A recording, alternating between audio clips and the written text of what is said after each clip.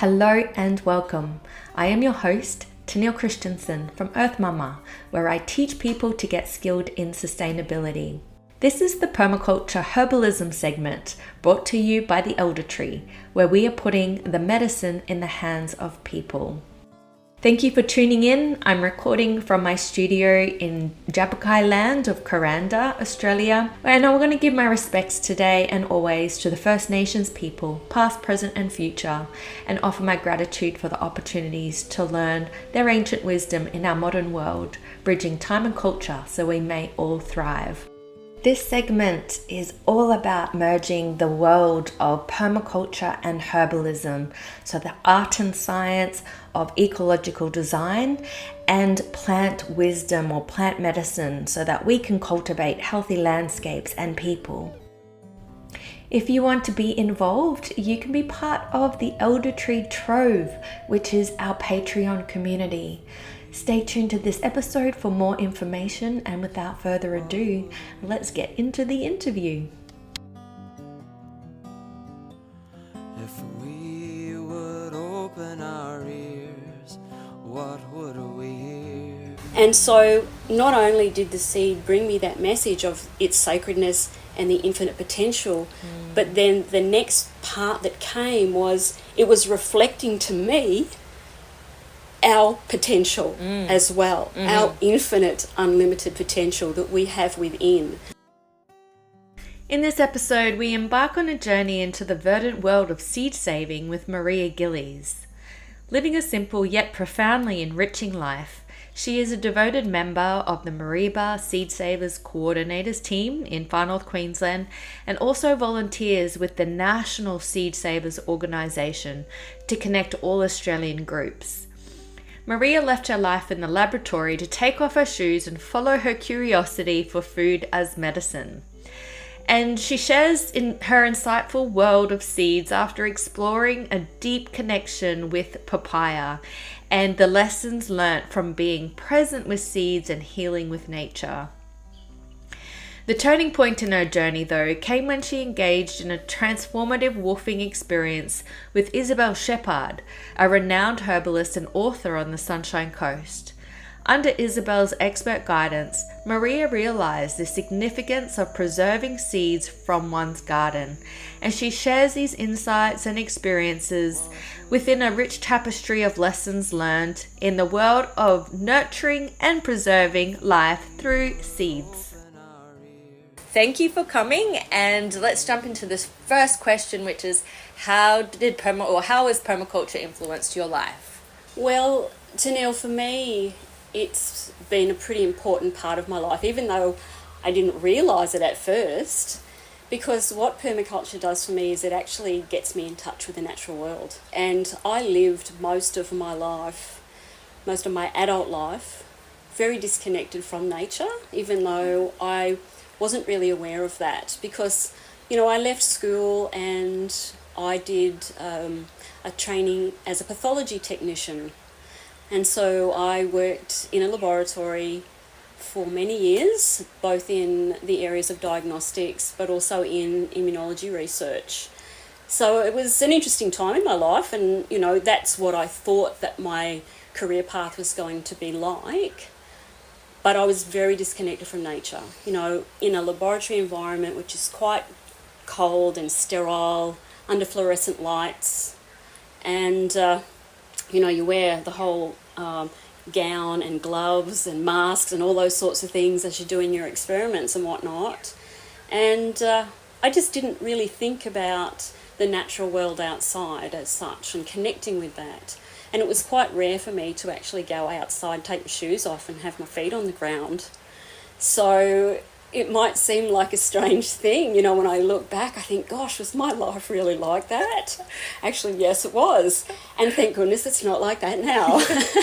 It's a very different version of how I've met you and known you in this region. So thanks for sharing that. Yeah. And so where did the permaculture seed how did you get from the laboratory out with your shoes off? Well, it was interesting actually when I sort of reminisce and look back at my life. I mean, sure, when I was a young child, Mum and Dad used to grow veggies in their backyard.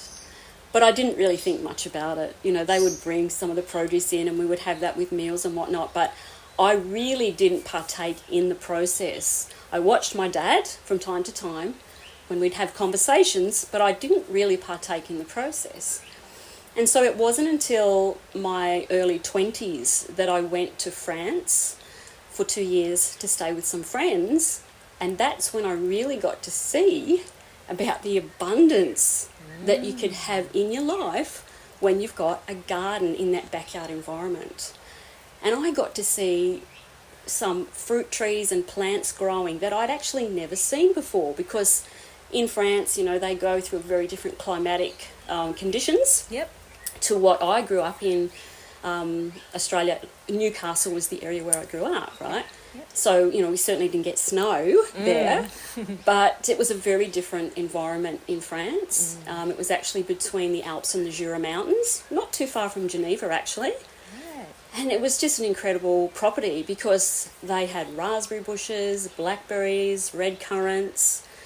That was the first time I saw a fruiting cherry tree. Wow. And it was absolutely the most glorious thing you could ever see when it was in flower. They had massive walnut tree, hazelnut bushes, just all these amazing plants that were producing edible food that I'd never seen before. So that was pretty amazing, and I got the opportunity to look after the garden that was there that had all of the seasonal veggies in it. So that was like, yeah, I'm going to really give this a go. So it was lots and lots of fun to do that. Wonderful. And is that before you were working in the labs? It was took during. Your career? It was during. Okay, yeah. So this was like I sort of took a bit of a sabbatical, or, whatever you call it, you know, a bit of a break from that crazy, you know, fluorescent light environment. Yeah. And I just really loved it. I think it really planted a seed for me. Yeah. And so, you know, I came back to Australia and I went back into the laboratory environment because that's what I knew. Mm-hmm. And then I decided that I would do a little bit more travelling, and I went over to the United States for a little while and met some beautiful people over there, one of which was an amazing herbalist. And that's when I sort of started to get interested in using plants and herbs for our health and well-being. So it was like all these little seeds were being planted along the way. Yeah. And when I came back to Australia on that occasion, I decided that I wanted to become a naturopath. So, you know, career path change, that's what I was thinking. And I started to do that, and I studied for the first 2 years. Yep. And it was very interesting. It certainly broadened my horizons. And at that time, I got the opportunity to do 2 weeks woofing with Isabel Shipard on her farm in Nambour, which wasn't very far from Brisbane, where I was. And that was amazing because Isabel really helped me to see the importance of saving seeds.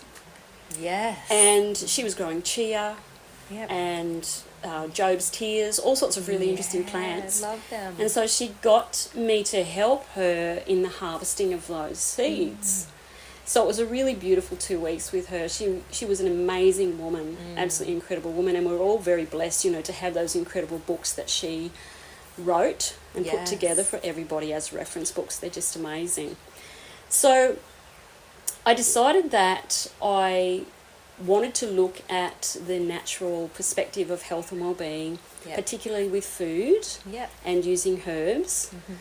And I didn't want to work in a laboratory anymore. I was doing the naturopathic training, but I also decided that I wanted to utilise my knowledge of the body and how it functions. And so I decided that I would begin assisting people with one-on-one consultations, I suppose, to educate them about their amazing body and what it's capable of. So I moved up to the Sunshine Coast, and I didn't complete the naturopathic diploma, and I just got myself set up with a microscope and the types of equipment that I needed to be able to do blood analysis.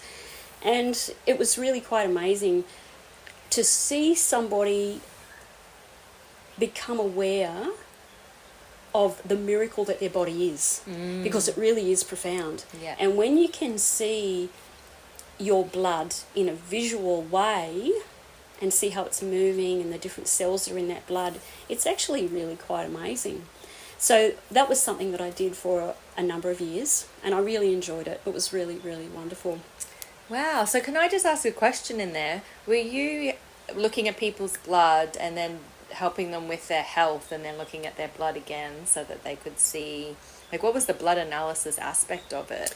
Well, first of all, I wanted them to become more aware of the miracle of their body. Okay. And visuals are always really, really powerful in doing that. For sure. So I wasn't using the tool as a diagnostic process as such. Yep. It was more of an educational process. Yep. And I did work with other natural medicine practitioners, and I would then suggest to a particular person if they wanted to take things further, if they had a particular health imbalance that they wanted to address, then they could go and see, you know, a particular naturopath or somebody else in a particular field that was going to support them. So connecting them to Yes. the right people. Yes, so a Right. connector, I suppose. You are a total connector. Yeah, so it was happening back then and I didn't even realise it. So that was a really beautiful time in my life. And then in 2008, I had a really bad car accident, which caused me to be out of the working environment for about 6 months because my body had a lot of healing to do. And I was introduced to just looking at very basic ways that we can support our own body and its healing. And what came to me most prevalently is through the food that we're eating. You know, Food is medicine. food is medicine. That Yeah. beautiful quote, you know, Yeah. that we've all heard that Yeah. from Hippocrates. Yeah. Let food be thy medicine and medicine be thy food. It really is that simple. And we can grow a lot of food of ourselves, and we can grow a lot of plants that we can use in a herbal way to support our diet. And so that's kind of been the journey for me. I moved to North Queensland in 2017, and I'd never been to North Queensland before. My husband had lived up here about 45 years ago, and he really loved the area. And when he chose to move back to Victoria, he didn't really want to go. He always had a desire to come back again. And so I was like, yeah, let's go up and see what it's like. And so we made the decision to move up here in 2016. Now, it was a really wonderful time because we got to spend time with some very good friends of Douglas's who are now good friends of mine, and they've lived in this area in Mareeba for pretty much their whole lives. And I got to observe their incredible garden.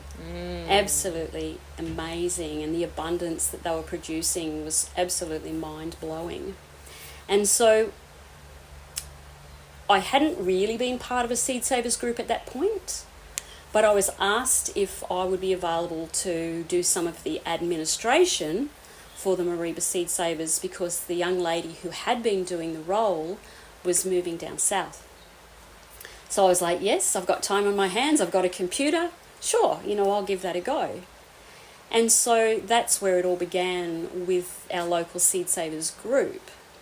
But I'd love to share with you something that happened for me just after that relates to my real connection with seeds. Please and do, why yeah. I feel it's so important for people to be aware Yeah. of the message that seeds bring us. And so here I am this morning. It was around breakfast time. I think I'd only been in the area probably for about 4 to 5 weeks. And everybody else had gone out for the morning. They had their own errands that they were taking care of. And I was at home on my own.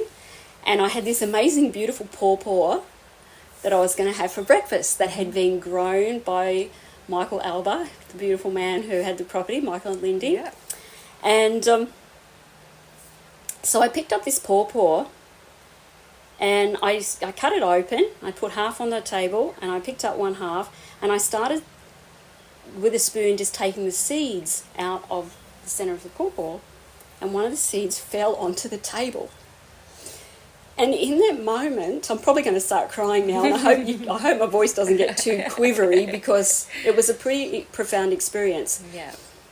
In that moment, I put the spoon down and I picked up the seed and I looked at the seed, And I looked at the seeds that were still in the pawpaw I was holding, and then I looked at the other half that was on the table, which was absolutely chock-a-block full of seeds. I mean, you've seen how many seeds can be in a pawpaw. So abundant. Like thousands of seeds, you know. And it was like in a millisecond I went somewhere else. It was like my consciousness went out into the universe somewhere. And it happened so quickly, and it felt like I was actually connected to everything in that moment. And here I am with these seeds, and the seed gave me a message. The seed was telling me, first of all, that they're sacred, and that every seed from each plant carries the story of that particular plant. It carries its DNA, it carries its whole journey of life. And they really are sacred. And I could see in that moment the unlimited, infinite potential of one seed. Because you've got this one seed in my hand, I'm looking at this pawpaw which has got thousands of seeds in it. And then I looked out into the garden just behind where I was, and there's literally scores of pawpaw trees that are laden with pawpaws. And I just looked at it and thought, oh my gosh. So much abundance. So much abundance, so much potential. Yeah. That is infinite. Yeah. But exponential. Yeah. You know, like the pH scale? Yeah. How each little segment on the pH scale is like exponential? Yeah. Well, that's what I felt with the seeds as well.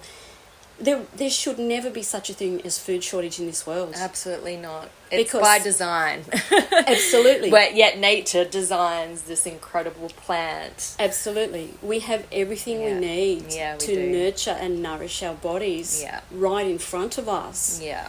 And so not only did the seed bring me that message of its sacredness and the infinite potential, but then the next part that came was it was reflecting to me our potential as well, our infinite, unlimited potential that we have within. Yeah. It was like I was seeing the God spark within me, which is within everyone, everything. Yeah. So that was my moment with seeds, and I'm like, I'm part of Mareeba Seed Savers. This is going to be just so great because everybody needs to know how awesome this is, you know? Yeah.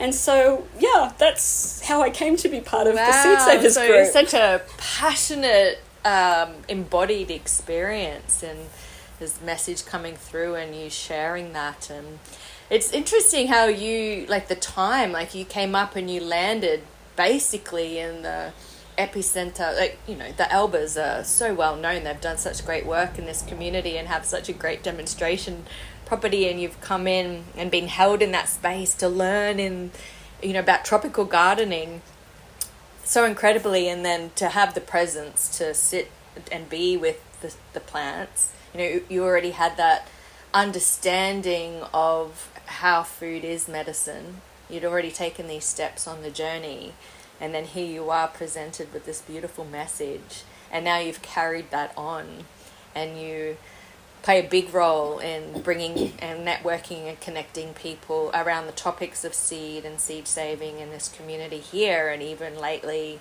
you're doing it on the national level with Seed Savers all around Australia. And thank you for the invitation you brought me in to speak and to learn from other seed savers. So it's a really huge topic, and because we were having this conversation around seeds, I've been sitting with it and just reflecting on it. And I was doing the dishes this morning, and this a message came through, and it's like the difference between seed and soil, the only difference is I and you. Yeah. With the spelling, seed and soil, I and you. And soul and soil, sorry, that's what I meant, soul and soil, we're so connected to it. And seed, you talked about the infinite potential that goes forth. I was reflecting on the genetics and the DNA that goes back as well. Like the characteristics and the DNA that goes, so we can plant something and how it grows with all the different elements, sun, air, fire, water, earth, that could have throwbacks or genetic characteristics and manifestations from the grandmother or grandfather seeds that's been saved 2 or 3 cycles or the cycle before. So there's just so much design and information within the biology. It's just so interesting, isn't it? It is absolutely incredible, Chanel, and it really is a very exciting subject to go into, because I think, for me anyway, I can't speak for other people, but for me, when I go into that topic, and I sit with somebody like yourself who's also in that topic, it's like you really begin to see the incredible, perfect connection of the whole universe. Past, Everything. present, future. Absolutely. All together. As one. And that's so powerful. And so, when I think about the future, I'm not worried about our future because there is so much infinite positive potential that we are surrounded by if we choose to tap into it. I think it's definitely a choice. But it's right there in front of us, surrounding us everywhere. And then for me to be able to tap into that and bring that energy into my life, I feel a great passion for looking at what can be created for the future within ourselves, within our families, but within the communities as well. Because I feel coming together as communities is such an important thing at this time. Coming together, supporting each other. And that, just reminds me of the beautiful aspect of permaculture, how things grow together and support each other. The guilds and the symbiotic relationships. That's right. I had an opportunity to be part of a workshop Dr. Christine Jones did here in Mareeba last year. And it was so interesting because she talked more about diversity in your garden and how wonderful it is to get plant diversity around all your fruit trees and all your edibles because all of those plants will be supporting each other. And the mycorrhiza that goes out in the soil that actually is like the connection. It's like the communication part. It's kind of like the internet, so to speak, in the soil, and all the different plants can actually help and support each other when you've got that beautiful diversity that comes together. Absolutely. And so that bringing in diversity helps the landscape and helps the plants grow better than if we are relating to it and ingesting it or using it as medicine and caring for it. It improves our health as well. So that direct understanding of health for the land and health for ourselves is so deeply connected. You can't really have one without the other. That's right. So cool. And so, we dive into this and explore it with so much curiosity. However, there's that other side of seed saving where, it from a practical and the perspective of how important it is at this time. Do you mind sharing, your understanding and that level of motivation other than, our connection and the feelings and the philosophy that we have from that curiosity and stepping into the expanded awareness of just hanging out in nature and having connection to seeds? What does it do for us on a practical level in that, solutions for a better future? Well, I think what's really important is for us to do what we can to keep the plants alive, keep the seeds alive, keep the lineage of plants alive. And, when I think about certain varieties of plants that have potentially been lost because the seeds perhaps didn't germinate, or if they were planted out in a particular fashion, perhaps there were predators that actually disturbed those things. I really feel that this is where community is important, because by saving our own seeds, we also have the ability to be able to share with others in the community that may lose their seeds. Yeah. And in fact, the Mareeba Seed Savers has assisted other groups in Northern Australia anyway in that regard. You know, the group was initially founded by Ulla and Peter, a beautiful couple from Denmark. And before I came to the North Queensland area, they shared with me how they were able to send seed to, I think it was maybe Townsville, after a cyclone. There'd been a cyclone and a lot of the gardeners had lost their whole gardens and they didn't have a lot of seed to begin again. Yeah. And so to be able to share seeds with our friends, with other communities is so important. And I'm super excited actually, because just through the connections that we've been making with the Seed Savers group, I've had an opportunity to talk with a beautiful elderly lady down in Gympie who, she's in her 80s and she's still gardening strong. She's doing everything she can. She's finding that her eyesight is not as good as it used to be, so it's not as easy to garden, but she's really, really wanting the different types of beans that she is growing to continue to keep growing. And I got a phone call from her last week letting me know that she's sending up a parcel of some seeds, 8 different varieties of beans that I know we don't have in the Mareeba Seed Savers group. So exciting. I know. And she said, oh, I'm so sorry, I can only send like 3 or 4 beans. I'm like, that's okay, Bev. Yes. That's perfectly okay. We'll do everything to steward those. Yes. To bring them through so that we can begin getting more abundance with those particular seed varieties. So for the future, I just feel it's so important for us to be so mindful of stewarding the seeds and bringing them through from one generation to the next, so that our children, our grandchildren, they will also have what they need to be able to produce food. Yeah. You know, so many people are so used to going to the supermarket to get food. Yeah. But who knows how long that food is going to be available? Absolutely. And really don't so know. many people are used to buying seeds from catalogues, which is great. They definitely play a role, and I've certainly purchased seeds in the past from Green Harvest and Eden Seeds, grown them in my garden, and then been able to seed save from them.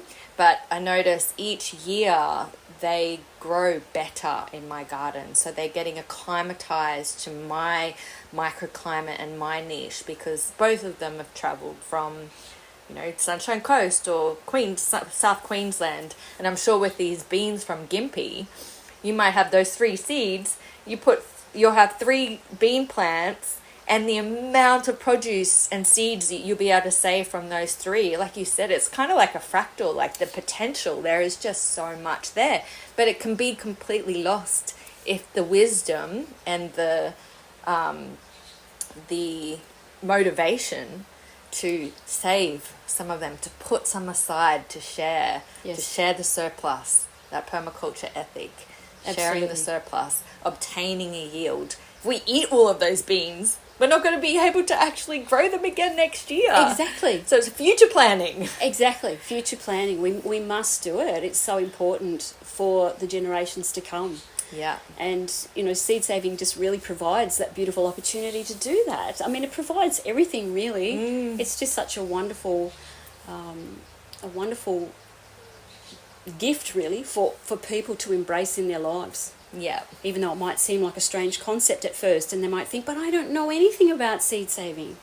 But that's where the community comes in. Yes. Because we get to share knowledge. Yes. And sometimes, like, you know, I've been part of the Seed Savers group since 2017, you know, but I still feel like an infant in it in so many ways, because I still think, I'm not sure how to save that particular seed. What do I do? Like, what's the best way for me to care for that particular plant, you know? Yep. And so I just don't stop learning. I think the learning process, is an ongoing thing our whole lives. Yeah. But it's so wonderful to come together with others so that we can share knowledge. Yes. And learn from each other. Absolutely. And it's a skill. Once you learn, it's actually not that hard, but we because we've not been taught these things in our education throughout our whole life for some reason, like it's questionable, isn't it? It is a bit, yes. But then when you get there and you learn, yes, they have their little ways that they like to be saved and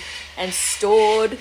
However, once you've got that skill down, you can repeat it so many times, and then you become the teacher and sharer with other people.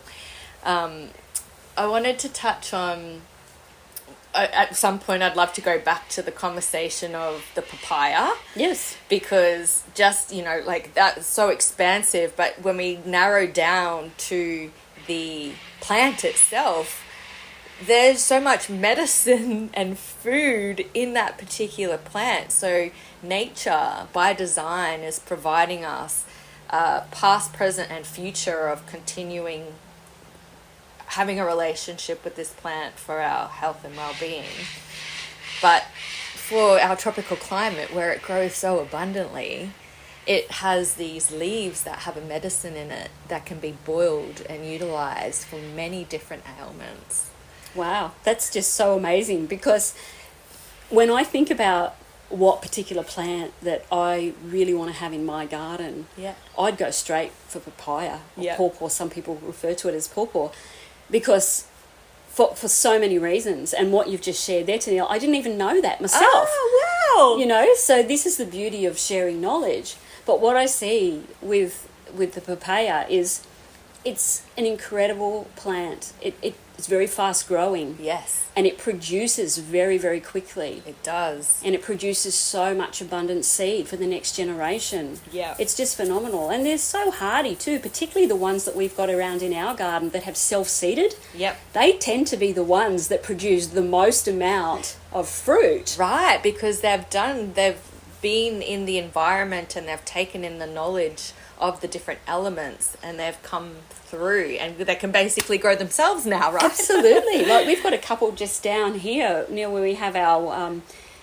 what we call our sprout bench. Yep. And it's sort of in an area where we were thinking, oh yeah, this is going to be like natives in this area here. Anyway, these two papaya plants sprouted themselves. And I said to Douglas, what do you think? They're sort of not in the so-called native area. What do you want to do? And he was like, oh, let's just leave them there. They obviously want to be there. Yes. Well, I tell you what, Tennille, they have produced so many pawpaws on those two trees. It's been absolutely phenomenal. Yeah. Absolutely amazing. But the other thing with the pawpaw fruit that I just love too is you can actually eat it raw. Yeah. Green and ripe. Absolutely. A starch and a fruit. Exactly. Some people choose to ferment the green pawpaw. Yeah. I know a lot of people that do that. Yeah. We love to eat it just grated raw in a salad. Yes, yummy. And it's green pawpaw salad. Oh, so green good. pawpaw salad. Like I really made this classic one last week, which was just perfect, and it was so easy. It was literally grated green pawpaw. Yep. Grated raw carrot. Yep. There was narangilla pulp. Ooh, I don't know what narangilla is. So narangilla is an amazing little plant, which we can touch on in a moment. Great. It's from the same family as the tomato. Okay. Yep. Solanaceae. And what was the fourth thing? Oh, red capsicum. Yum. So it was literally those four things. Yep. And then I made a dressing out of lime juice and coconut cream. Oh, my favourite man, things I together. could have eaten the whole bowl myself. Okay, my mouth is watering. It was literally watering. It was so good and Great. so easy to prepare. Yeah. And so, like, the pawpaw is amazing. It really is. Yeah. And when a tree finally gets to that place where it's not producing much anymore, it's very good just to put in your compost. It decomposes really quickly. Yep. Chop and drop for mold. It's fantastic. Yeah. Absolutely amazing. I just love it. That would be my choice.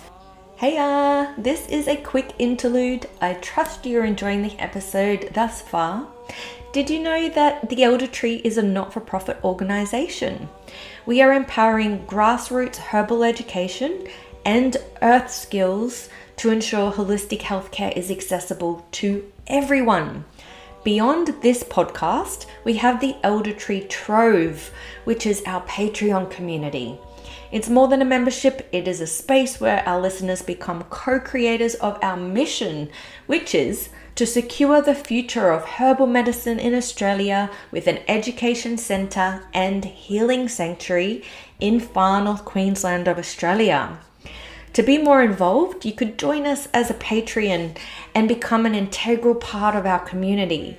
For just $2 or even $8 per month, you can stay connected with the herbalists, the healers, and the permaculturists we interview and access their special content and offers and their ongoing expertise, all for you to harvest.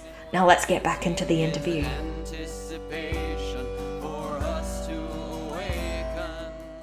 So that kind of answers the question of what plant is a must-have in your home garden. Absolutely. You recommend that one. Yeah. Everybody got that message. Yeah, I mean, I know friends of mine that are growing it down in Brisbane. So, you know, it's not just for the tropical parts of Australia. And subtropics. From what I understand, if it's in a protected area, you can grow it as far south as Melbourne. Yeah. I mean, I would find it a bit cold to live down there. You need a little microclimate there, a sunny spot. But they grow really well along like edges of houses because of the cement. Okay. Yeah, there's a lot of lime in the soil, and that's great conditions that papaya tend to love it. It's like really compacted soil, and they grow in it. So I've seen it.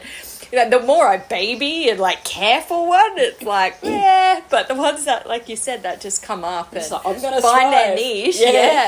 That's right. But the boiling of the leaves is used to help people who've had dengue fever. Which is a very prominent sort of tropical disease that happens through mosquitoes in our tropical regions. Okay. So all through Asia, they boil the leaves and utilize that. Wow. Yeah. So I'll put links in the show notes so people can reference this different information about it. Yeah, fantastic. Yeah. So, well, in terms of so we know papaya is the recommended plant. Is there a time in your life where you've utilized a different type of plant from a herbalism perspective to heal anything? Like you talked about your car crash before, or maybe something more recently where you've lent and worked with a specific plant that's helped you to recover or to... I think for me, when it comes to healing my body in a natural way, really is about the diet. Yep. And eating as much as I can in my diet that's grown organically in a raw state. Yep. Obviously, some things need some processing or some cooking or boiling or whatever. Yep. But I think eating those beautiful foods and herbs in their raw, natural state is so good for our body. And for me, when I had that experience in 2008, my body had a lot of healing to do. I was immobile for 2 months because of the breakages that I had, and I'd lost a lot of muscle mass. So it took me quite some time to regain that. I don't think I've even regained it still, but I had the opportunity to look at my diet really carefully to see how could I help my body as much as possible. Because I had this realisation in the hospital that my body actually knew how to heal. Yeah. It just knows what to do. Yeah. You know, when you prick your finger or you cut your finger, instantly there is a response that begins in your body with your platelets. Your body starts a clotting process to plug up the hole, right? Now, our body knows how to heal. That's its innate intelligence. If we feed it well with the right nutrients and we remove the things that are slowing that healing response, then the healing will happen. That's what happens. But something that I do enjoy doing, I did enjoy back then, but I still enjoy it, particularly in wintertime, not that we get a lot of winter up here, is I actually enjoy putting nettle into what I call a raw soup. So basically just harvesting it from the garden and boiling it lightly. And then adding that to a soup mix that's got a lot of raw veggies in it, or veggies that have been, lightly steamed. And it's really yummy. Like, it tastes amazing. And I know that nettle has an incredible number of properties that support our body. I probably don't even know half of them, but I just know that it's wonderful for giving us more vitality. That's what I believe anyway. Great women's herb and a huge spectrum of nutrients and minerals. But yeah, it helps with our blood specifically too. Yeah, wow. It's an incredible plant. I love nettle. And it really makes its presence known in the garden, doesn't it? It does. It's like, hey, you touched me, you're going to know about this. In fact, that reminds me of when I was woofing with Isabel. Yeah. Because she'd worked with nettle for so many years. She said, Maria, I want to show you something. And she actually broke off a piece with her bare hand and she rubbed it all over her arm. And she didn't get a response to it. Wow. And I was like, wow, isn't that stinging? And she was like, no. Yeah. No, it's actually not. And I understood that was happening because she had a lot of that in her diet and therefore she wasn't getting that reaction. I don't know if that's the actual case or not, but it was just quite amazing to see that she wasn't getting a reaction to the nettle on her arm. Yeah. Whereas other people would be like, oh, it's stinging, you know? Yeah, well, some people, purposely smack it to bring all of the blood and the oxygen to the surface and get the circulation happening. Actually, my husband has done that. Yeah. He had a bit of a frozen shoulder a number of years ago, and he did that. He actually got a piece of stinging nettle and he did a bit of flagellation on his shoulder just to increase the blood flow in there to see how he would, if he'd feel any difference. And he actually did believe that it helped. Yeah, incredible. Yeah. So...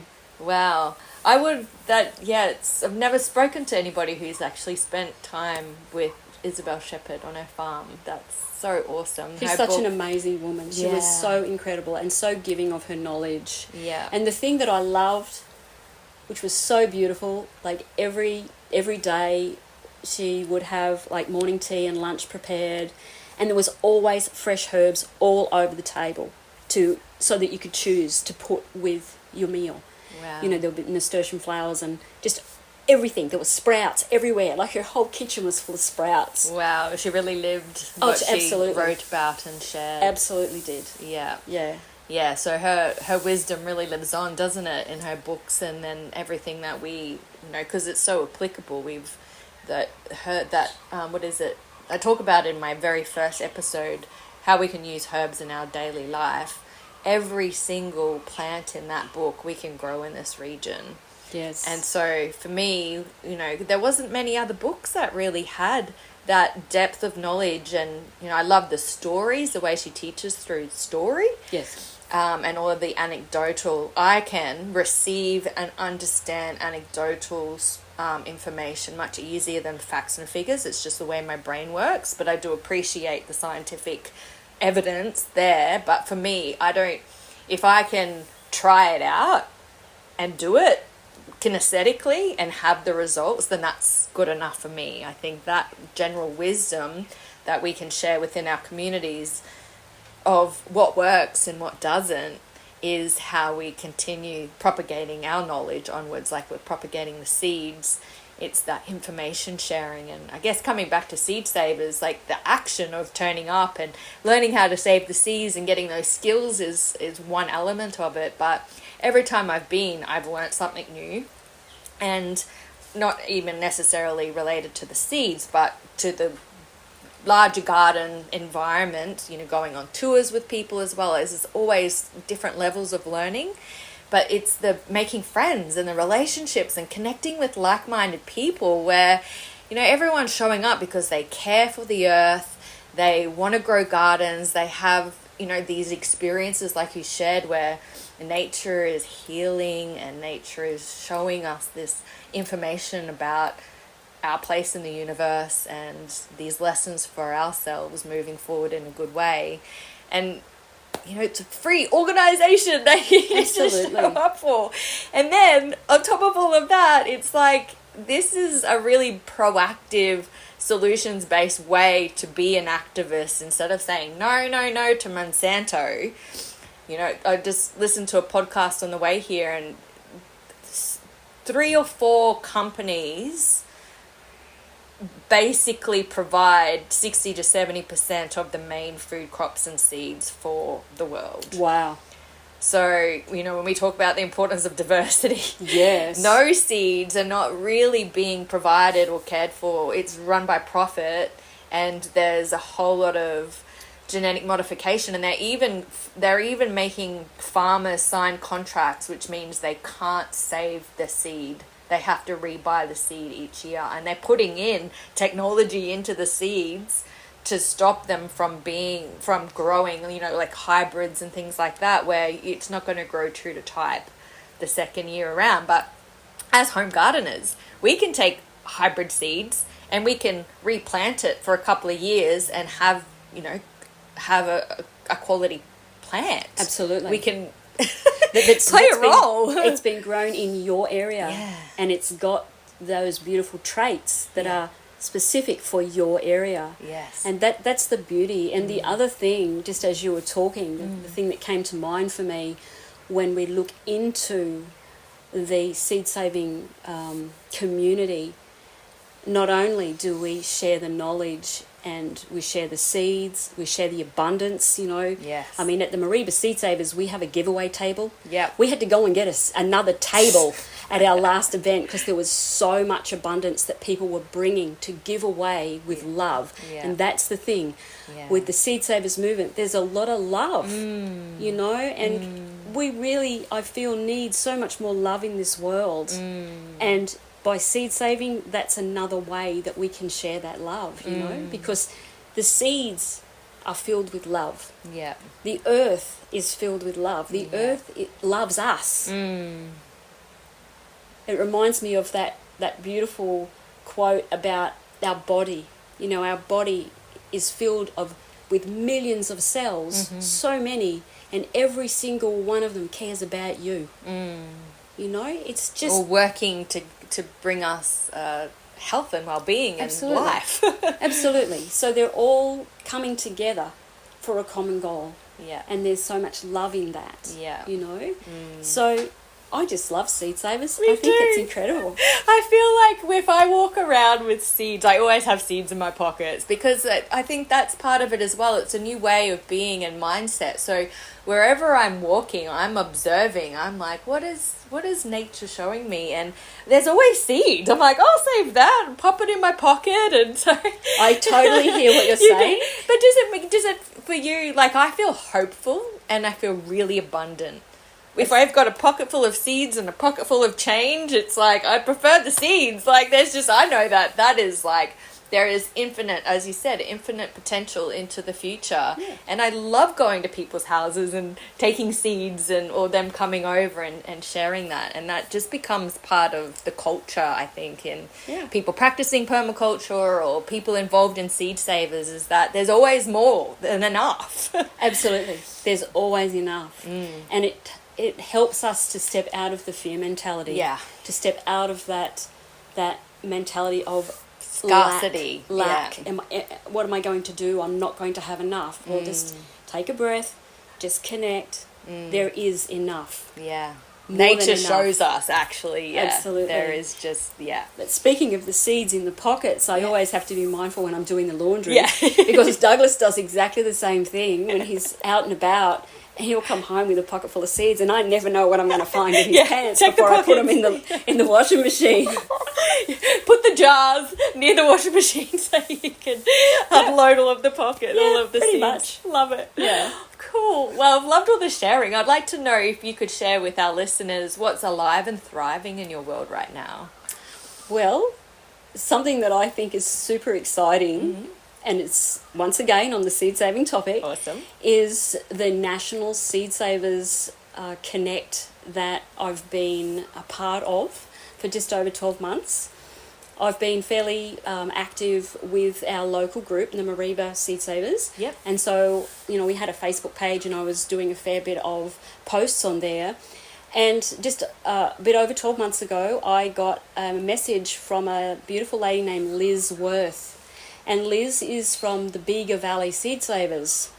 And she said, "Hi Maria, you don't know me, but I noticed that you're pretty active with the Mareeba Seed Savers, and I wanted to ask you if you would be interested in coming on board as a volunteer with the small group of people that we have already, because we're looking at getting together a website for seed savers around Australia. Amazing. And I just got goosebumps. Yeah, Look, I know.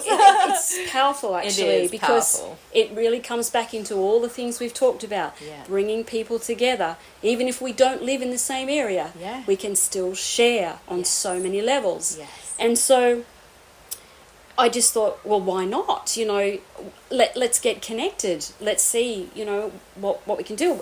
And like I said, I still feel quite naive sometimes when it comes to seed saving, because there's so much that I still don't know. And I hear some of these beautiful people talking. There's a wonderful man by the name of Lloyd. Lloyd's from the Mid-Blue Mountains Seed Savers.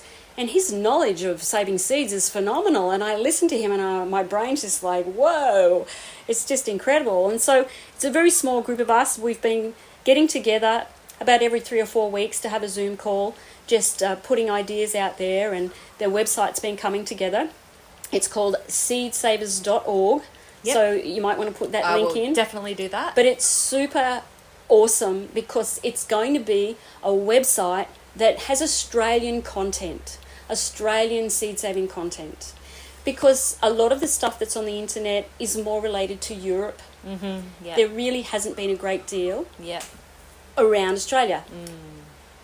Certainly, Michelle and Jude Fanton Yes. have done incredible things Love their in book, Australia. Seed Savers Handbook. Absolutely. I'll put that link there too. It's Please such a great do, resource. please do. Yeah. They've done amazing things for the seed saving movement in Australia Yeah. and also in other countries as well. Yeah.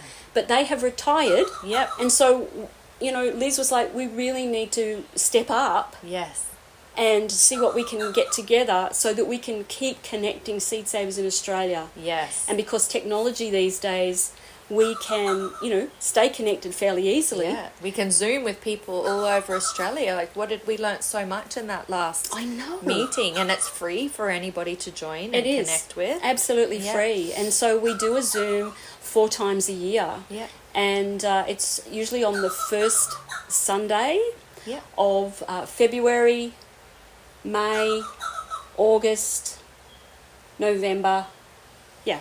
Yeah. But So- if people join that website, they'll Yeah. get the invitations to They it. and will. yeah. And it's such a great way to learn, but also to find seed savers in your own area. Absolutely. Because you might not realise that, there could be somebody just around the corner from you who's interested in seed saving, but you just haven't found each other yet. Yes. And so we've got a map now Yep. where there's more and more groups that are actually putting themselves on the map. Registering. So Yeah. you can see all over Australia You the can. spots, and then how to connect with that particular group or those people. Yeah. Yeah, easy. Yeah, Great. so Makes it so easy for everybody. It's There's no wonderful. excuse. I know, it's so easy, and it's Yeah. really great. Like you say, you're learning all the time. Like, I think it was about 3 Zooms back, we had a beautiful lady named Ruth from up at Ravenshoe Seed Savers.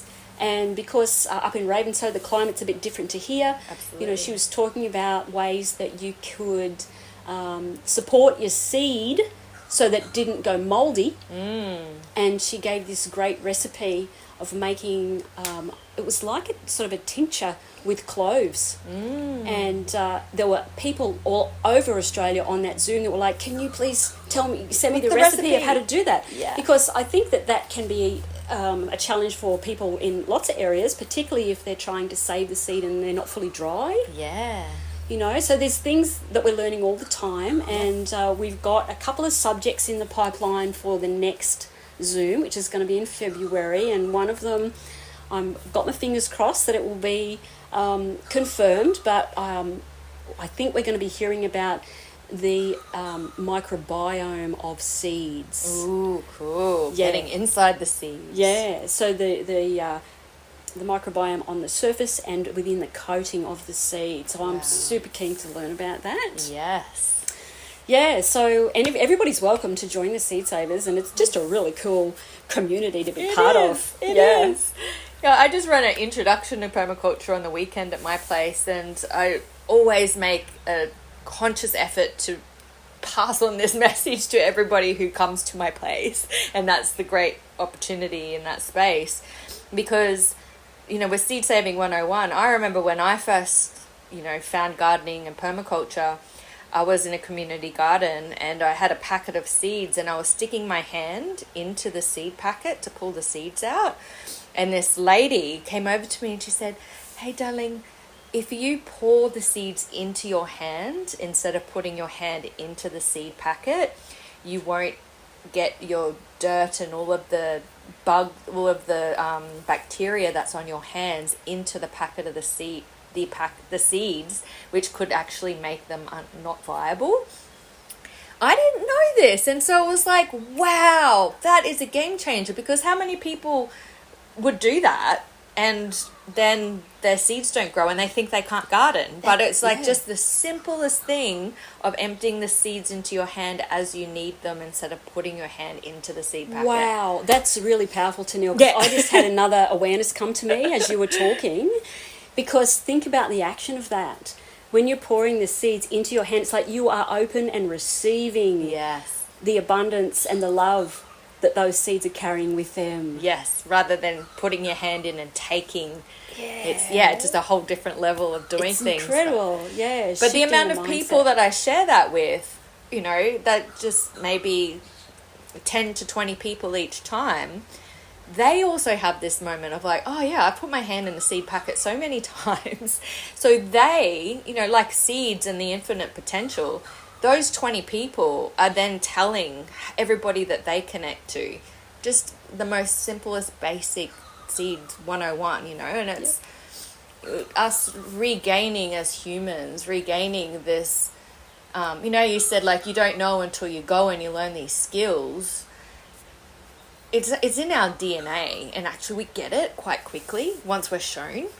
It's like our body is saying yes. It's like a remembering. Yeah. So it's just such an important life skill to have, and I really appreciate the work that you do in the community, and that's why I wanted to invite you onto the podcast and to share all of your knowledge, and also for people to hear that, you know, like I was in hospitality and real estate before I found my path in permaculture.